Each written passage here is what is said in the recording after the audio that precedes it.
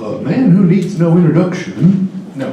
Happy to have Larry Clemens all the way from Gladewater. Came down today, lives in Gilmer. He's a Gladewater Rotarian, but he is a longtime high school football official, well respected. Gives clinics all over the place, showing folks how to be a good referee. So glad to have him here to give us a debrief on what's to come with the rules this season. So, Mr. White Hat himself, Larry Clemens. That's a former White Hat. So I know this, I'd like to start off by saying I'm saddened to look out in the audience and not see Roy Brown out there. Roy brought me to the first Gilmer Rotary Club meeting 19 years ago when we met, you met over in the old house by the library. What was it? Something by the library. It was a former church. Former church, there you go. So anyway, that was 19 years ago. So anyway, I'm really sorry that he's not able to be here. But anyway, we're gonna, as DJ said, after 37 years, I decided to kind of come off the field, and so last year was my last year to call. December the 14th in Jerry's World was my last game, a semifinal game between La Vega and Decatur. And so anyway, it was a good 37 years. And I'm moving on to the replay booth for the second year. I'll be working in the replay booth from time to time. But what we're going to do today is, if I guess we're okay here. Enter your password. Oh. I'm going to show a couple of plays, but what we're going to talk about today is some of the new rules that are. This was a rule change year, and we're going to talk about some of the new rules. I'm not going to talk about all of them because most of the rule changes you won't even know they changed because they're just kind of transparent. But we're going to talk about 2 or 3 of the ones that I think that you might notice during the course of watching a Buckeye football game. And of course, now these rules affect the NCAA because high school in Texas plays by NCAA rules, with some modifications, and there is one that's modified, and I'll explain that in a minute. So let's talk about 10-second runoff. Most of you probably never heard of 10-second runoff, but in the college game, we've been doing it for about 10 years, at least 10 years. I probably officiated 50 or 60 games that involve the 10-second runoff rule. Now, out of those 50 or 60 games, excuse me.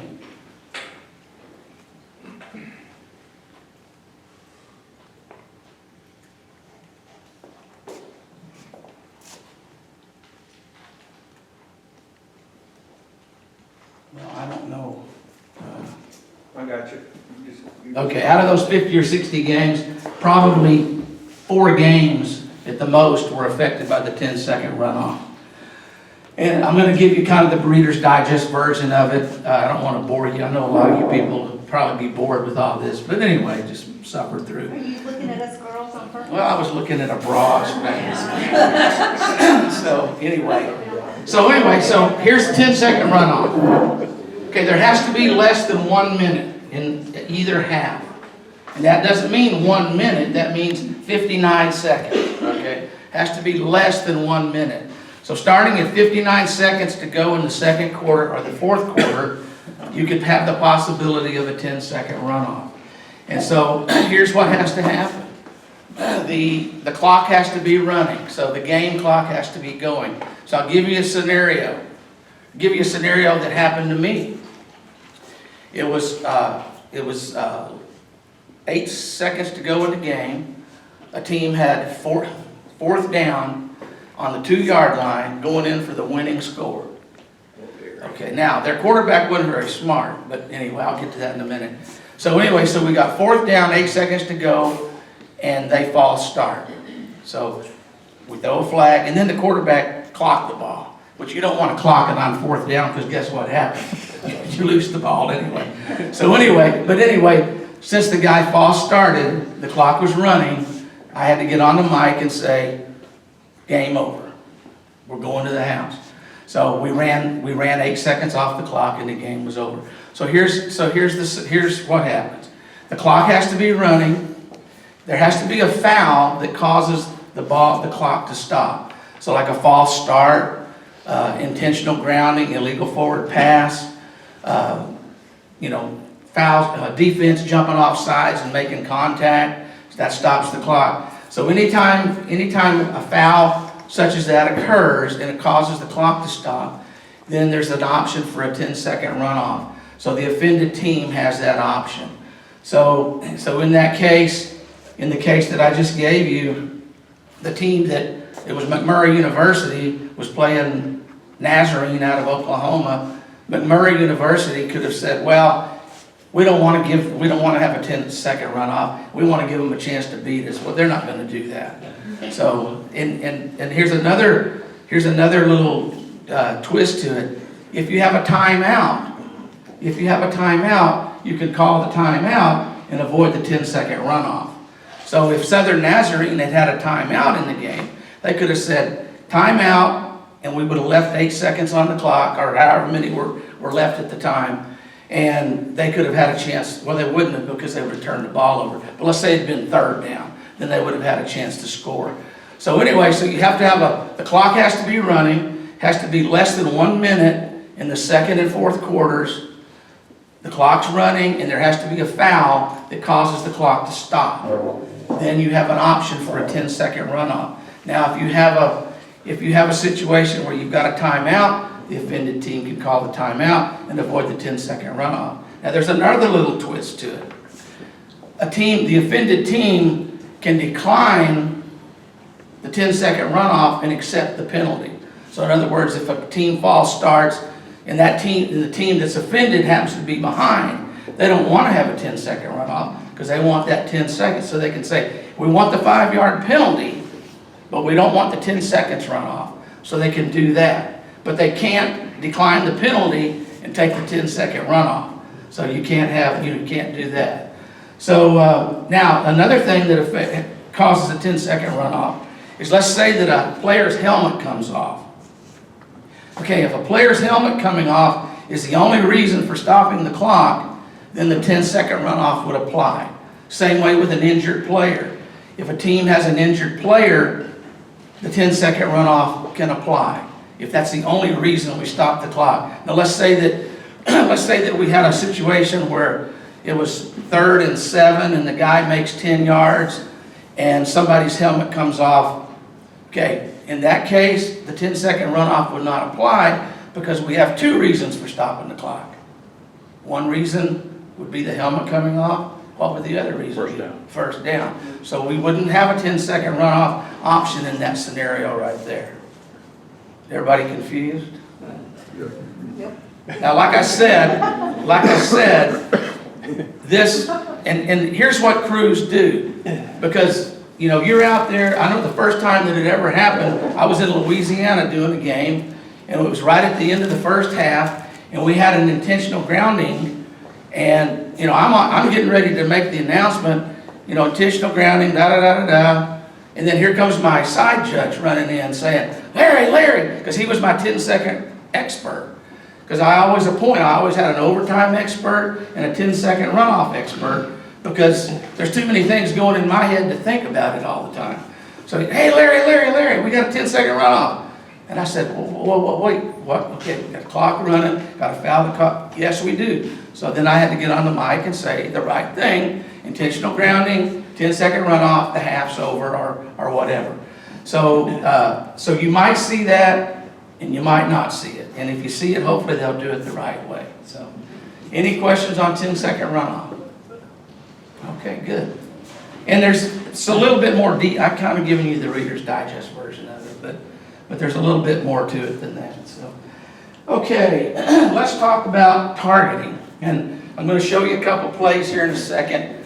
Hopefully the audio won't be on, but if it is, it's Dean Blandino, and he's a New Yorker, so just excuse the accent. But anyway, and by the way, that's my team right there, OSU. They don't ever commit any fouls. They sure are on these videos a lot. So anyway, we're going to talk about targeting. Now, I know that I've talked to you about targeting in the past. We beat targeting to death.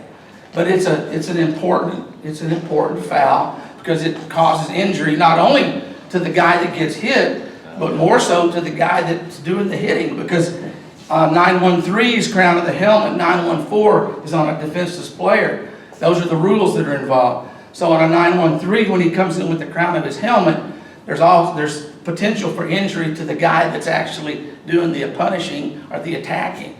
So the UIL has had targeting since the NCAA. We did away with spearing and now we call it targeting.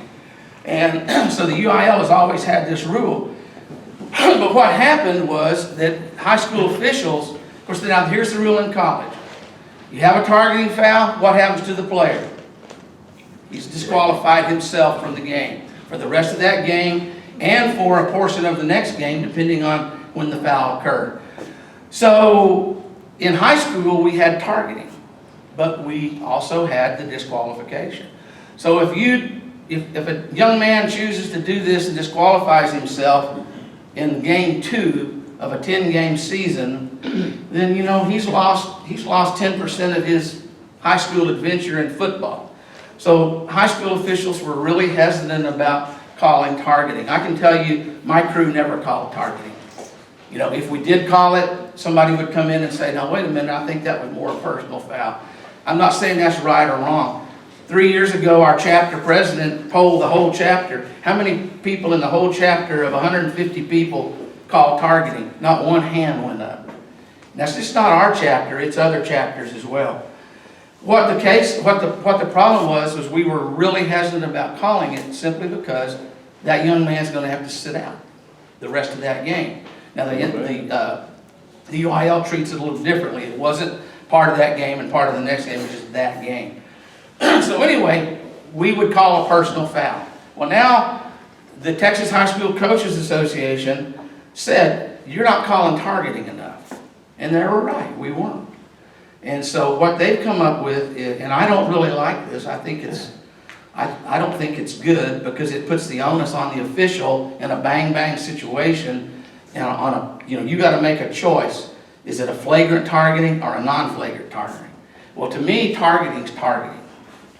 I'm going to show you up here in a second. Targeting's targeting. Now, I've explained it to some groups this summer that if my 88-year-old mother, who most of you know, and she sits on the 47-yard line at Buckeye Stadium, if she reacts to a play and says, "Oh my gosh, what a hit," well, then it's probably a flagrant targeting. Whereas if she just sits there and looks at the play, she doesn't know what's going on half the time anyway. If she just sits there and looks at the play, then it's probably a non-flagrant. But that official's got to make that determination in a split second, and he's got to say, well, is it targeting with flagrant or non-flagrant? Now what they're wanting us to do, again, this is good and it's bad. They're wanting it to be a crew call. That's what they're calling it, a crew call. Well, heck, I'm the referee. I don't see all that stuff going on. If I'm looking down there, I'm not doing my job protecting the quarterback. How am I going to know? I'm not. So anyway, they're wanting the officials that are in the vicinity to get together, which they may or may not be looking. I don't know. It depends on where they were looking at the time. So they've got to make a decision whether it's flagrant or non-flagrant. And here's the UIL rule. If it's a non-flagrant targeting foul, then the kid gets to stay in the game. Unless he commits another non-flagrant targeting foul, then he has to leave the game. Now, if it's a flagrant foul, he's got to leave the game. And these up here, let's roll this, DJ. These are going to be flagrant. In my opinion, these are flagrant fouls. Scoring plays, line the game, and fumbles. And then in all of them. Thank you. Are we rolling? He's talking, so. Oh, okay. Let's go through our pre-snap routine, during the play, post. And this is replay stuff right here. To So. a review, let's make sure that we're handling the administrative stuff correctly, the clock, the down distance, the yard line, the hash, and any penalty enforcement. So let's start with targeting. And again, Okay, now here we go. Now watch this. Now that hit looks, from here it's hard to say. You say, well, you could have targeting. Now let's look at it from a different angle. Bam. You see where the forcible contact, here's a good shot of it right here, bam. Okay, you can see right there where he's got he's got the crown of his helmet going into the head or neck area. That's a flagrant targeting right there. Okay, he's talking.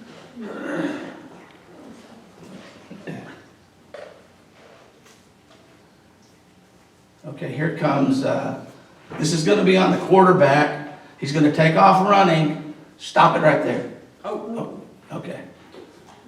Okay, it'll go again. Right? Okay, now, would you say that's flagrant or non-flagrant?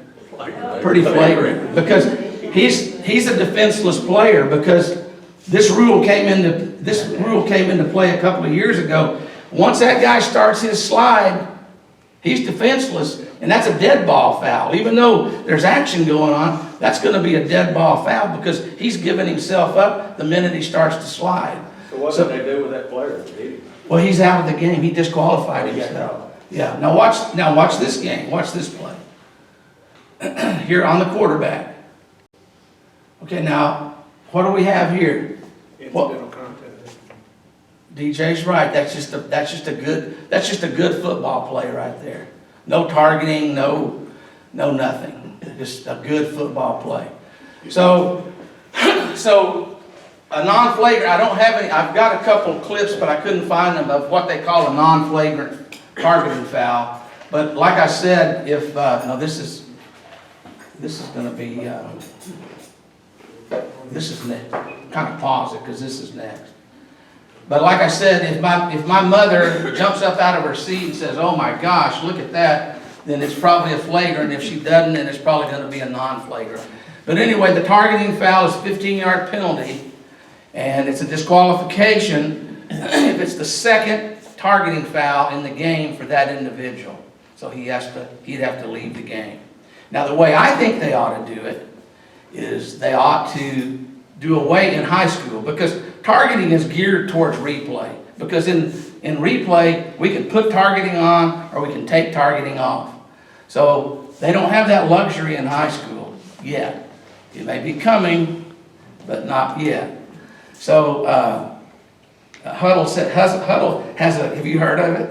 Yeah. Huddle's got a deal, they say they can make it work, but we'll see. But anyway, so anyway, that's what, in my opinion, that's what targeting was in conjunction with replay, because replay can take it on or take it off, even though it is a bad penalty.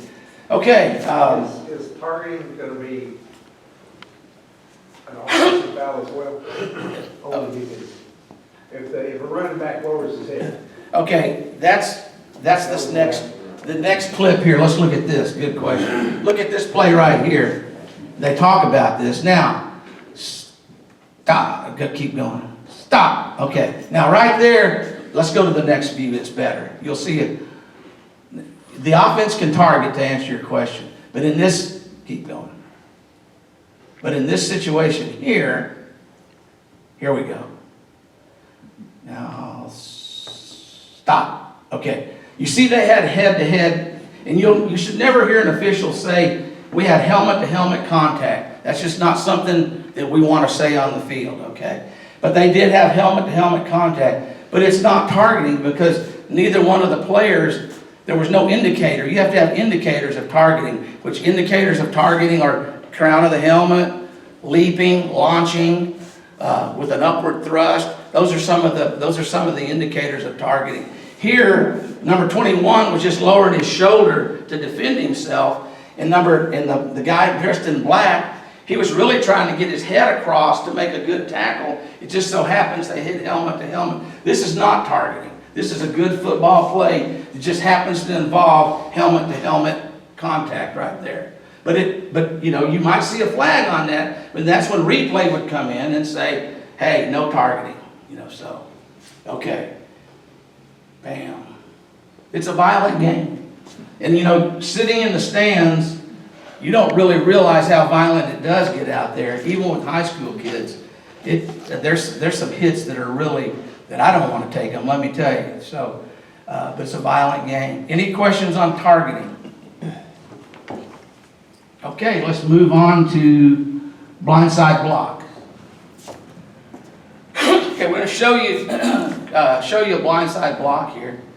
Should be the next clip. Should be the next clip. Okay, now watch right up, right there. Okay, on the 11-yard line. Okay. Yeah, do it. Couldn't happen to a nicer guy, right, DJ? Okay. This is called a blindside block. Now last year, coming up, 11-yard line, bam. Last year that'd be legal, unless there was targeting involved. But there was no targeting involved here. So last year that was a legal play. But this year, now what we would call in years past was if, say, number 32 broke a long run down the field, and number 67, he was waving at his mom on about the 40-yard line, and somebody cleaned his clock, well, then we would call that a personal foul. That could be a blindside block or personal foul, depending on how he hit him. But you can see right here, he got a shoulder right into the chest area. Good, clean block. Last year legal, this year, throwing a flag, 15-yard penalty, blindside block. They're trying to get that type of hit out of the game. So basically what it is if you attack a person, and he could be like this guy was he's right at the point of attack here. Now he's going after the tackle. It's still a foul because of the way he was hit. Now if Randy's sitting here and I come in and I lower my shoulder into him, it's going to be a blindside block. Here's what they're wanting you to do. They're wanting you to push with your hands. If this guy had come out and pushed with his hands, then it wouldn't have been a foul.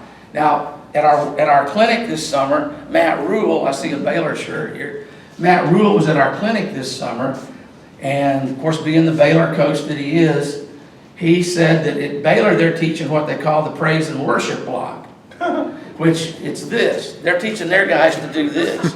So, with their hands up. I'm not kidding you, that's what he said. So, but what that does is that screens, you can screen block, or you can use your hands to block, but if you lower your shoulder into him, or your head or whatever, then you're going to have a foul for a blindside block. The penalty is a 15-yard penalty. There's no ejection unless we call blindside block with targeting. So in this case here, in the case that we just looked at, okay, here we go. If this guy, well, anyway, if the guy had blindside block and had the force of the contact up in the head or neck area, then we would have had blindside block with targeting.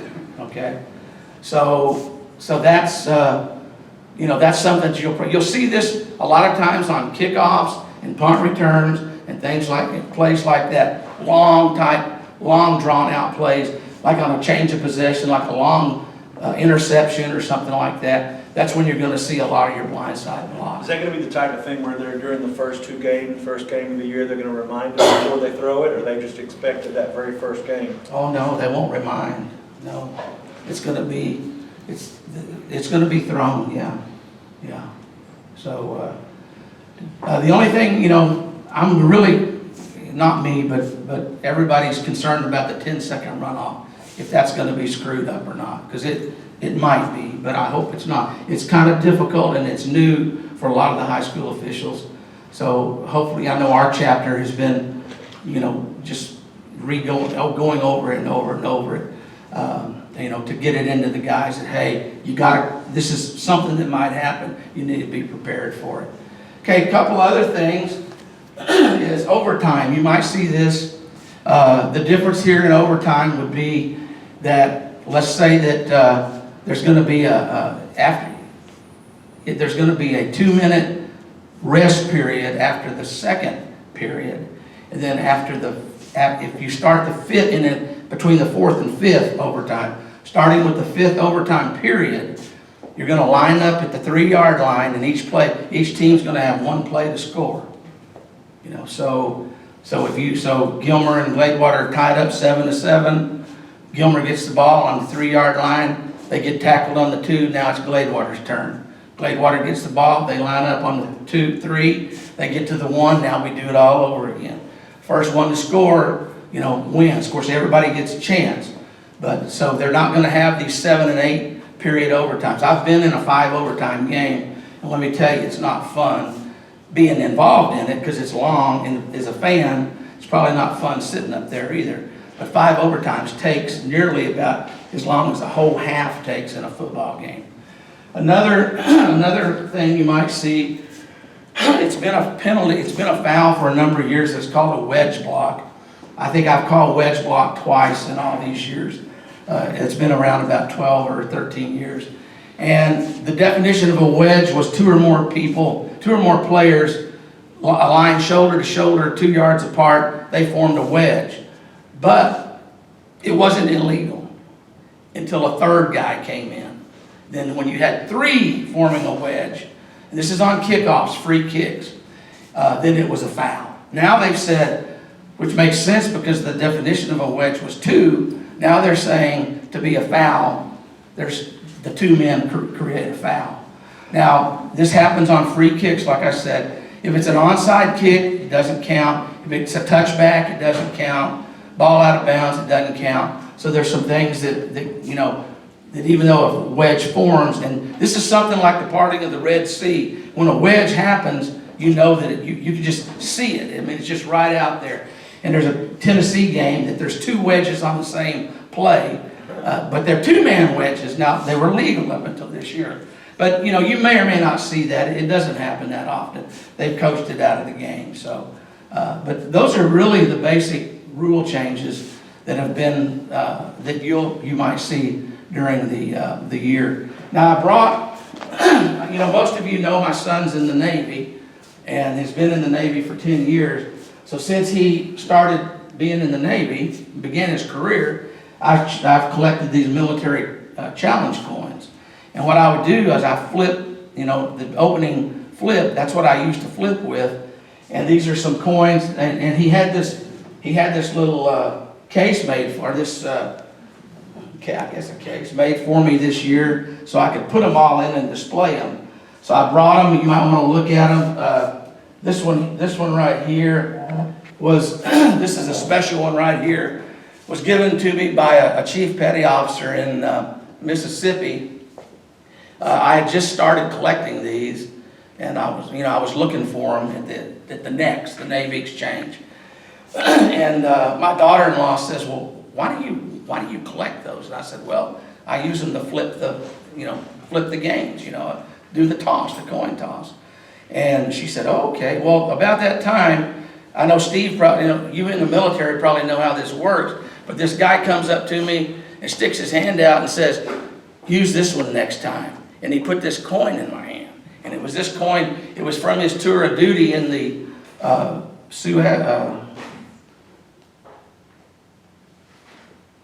what's that say? The Gulf of Iran, or what's that say?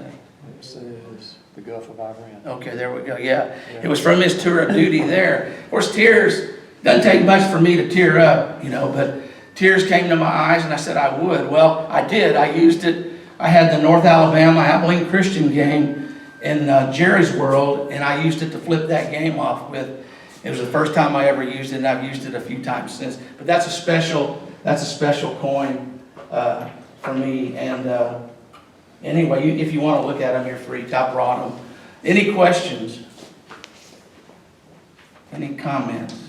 Well, I've had season tickets for the Buckeye games for a number of years, and I've only sat in the seat one time. And so this Friday night, I don't have to go to Louisiana till Saturday morning. So this Friday night, I get to sit in my seats. I don't know how long I'm going to be there, because a lot of times when I'm sitting in the stands, people are always asking me questions about, well, why are they doing that, or why are they doing that? If that happens, I'll either go to the press box or go down to the field. But anyway, my wife's excited because she doesn't go unless I go, so she never goes.